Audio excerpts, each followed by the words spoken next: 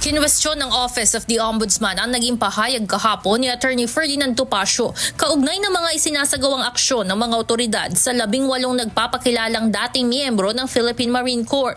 Sa kasalukuyan, nagsasagawa na ang National Bureau of Investigation o NBI ng investigasyon sa grupo. Habang humihingi naman ang Office of the Ombudsman ng tigigisang salaysay mula sa bawat ex-marine at hindi iisang joint affidavit lamang na isinumite ng kanilang abogado. Para kay Attorney Ferdinand Topacio, tumatayong legal counsel ni dating Congressman Mike Defensor na tumutulong sa grupo, hindi na kailangan ang bukod na investigasyon ng Ombudsman. Bakit pa i-deputize mo yung NBI pagkatapos gagawin mo rin the same thing, ikaw rin? Di ba meron tayong sinasabing the spring cannot rise higher than the source. Ikaw na nga yung source ng deputization, dineputize mo to. Papaimbestigahan mo dito, ikaw rin mag-iimbestiga. Hindi ba ang pakay lamang dito ay maharas, maabala, magulo yung mga Marines?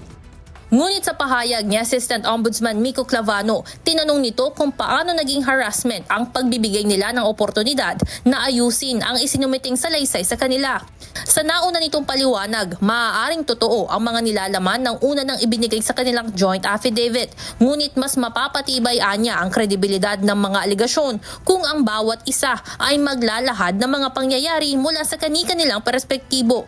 Matatanda ang laman ng joint affidavit ang pagsisiwalat ng umano'y pagdi-deliver nila ng mali-malitang pera sa iba't ibang politiko. Galing umano ang mga ito sa kickbacks ng flood control project ng pamahalaan na nangyari noong nagtrabaho sila bilang security aide ni former congressman at ngayoy pugante na si Zaldico.